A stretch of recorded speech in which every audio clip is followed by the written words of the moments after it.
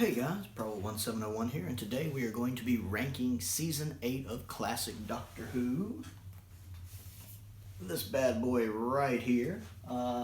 This was the first time I had seen 3 of the stories in this season, so that was a nice little treat for me.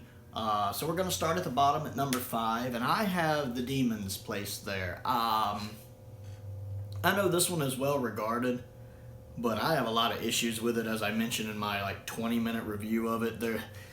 It has some good stuff going on in it, and I love the location work. It's really, really nice, but there's just so much stupid going on in this story. I mean, stupid cubed, so many stupid decisions. The reporter is ever so annoying, and the one person who would shut him up, the professor, died way too early.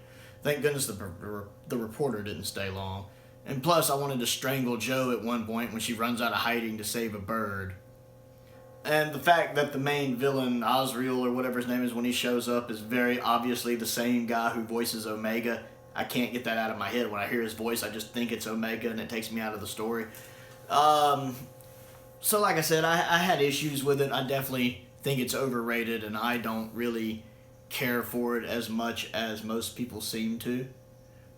You should check out my full review on it. It's like 20 minutes long. I go into a big rant about why I don't care for it. At number 4 is The Claws of Axos. The first 3 episodes of this one are really bad.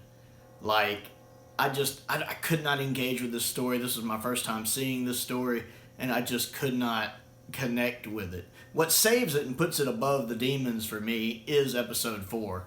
I actually enjoyed episode 4.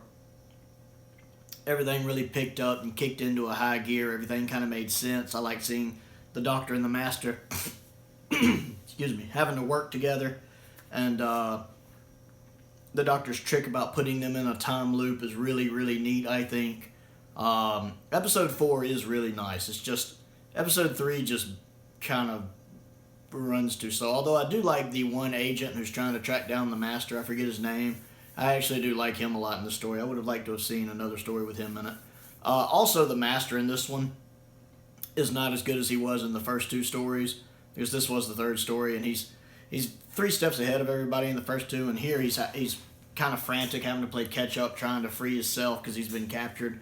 So he's not quite as level-headed and calm as we've seen him. And Roger's still great in the role, but it's the way the role is written is just not as good as other stories in the season, in my opinion.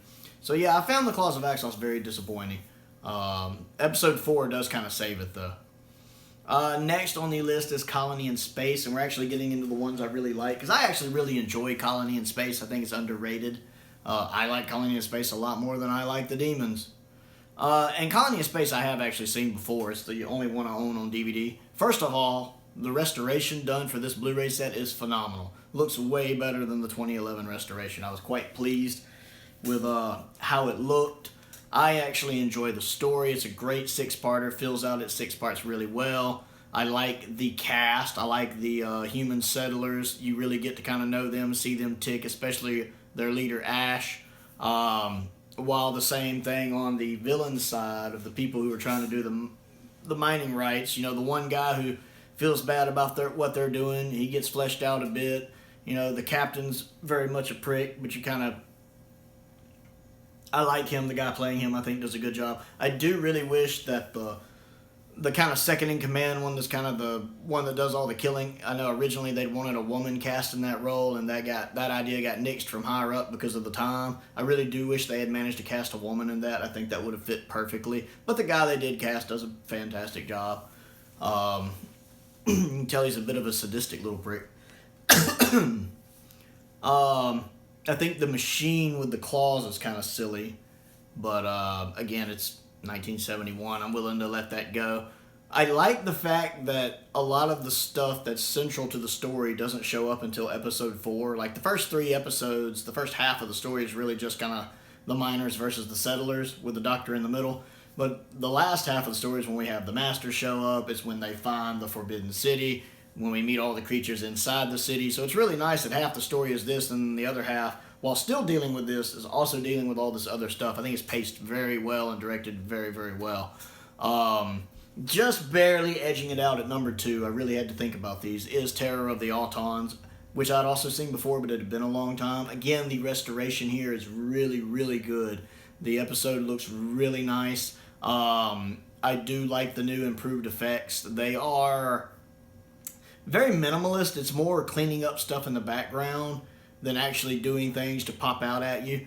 Some things are really nice, especially like the doll, the CSO on the doll when it's moving looks so much better now that they went over that with the CG effects. And of course, the bit at the end when the Nestene consciousness is trying to form between the two radio towers, that looks much better. But a lot of it is just cutting out the fringing from the CSO and making the backgrounds of the CSO look better. So it's really just kind of fixing some of the limitations of the time and making it look a little cleaner, and that works really well. Plus the story is just really good. Roger Delgado is so good as the Master. His very first scene as the Master is just phenomenal. He is really on par in this one. Not on par, he's really great in this one, let me put it that way. Because he's very calm, polite, he has a nice charisma to him, but he's still kind of 3 or 4 moves ahead of everybody else. I like whenever he talks to the Doctor, there's like a sign of respect. Again, like Holmes and Moriarty, which was the idea when he was created. They have a mutual respect for each other, even though they have very different goals. And I like how the Autons are incorporated into the story. That scene when the policeman turns out to be the Auton is a famous cliffhanger for a reason. So yes, I very much enjoy Terror of the Autons. I think it's really, really good. And number 1 on the list for me is The Mind of Evil, which I had never seen until I got this box set. It's the one I was looking forward to seeing because it just seemed like such an interesting idea. And I really enjoyed it. I was not disappointed. It's kind of sad that while this one is my favorite, this one looks the worst in terms of restoration. The restoration on it looks really rough in my opinion. I know that there's no color episodes for them to go from. The only existing print is in black and white, and episode 1 has to be manually recovered, and the rest was the Chromia dot recovery. But it's really spotty in places. Skin tones look really weird, almost like the black and white that they're originally from is trying to peek out. And then a lot of times backgrounds, especially white backgrounds like tile backgrounds or John's white shirt, you see the splattering of random colors like rainbow-like colors.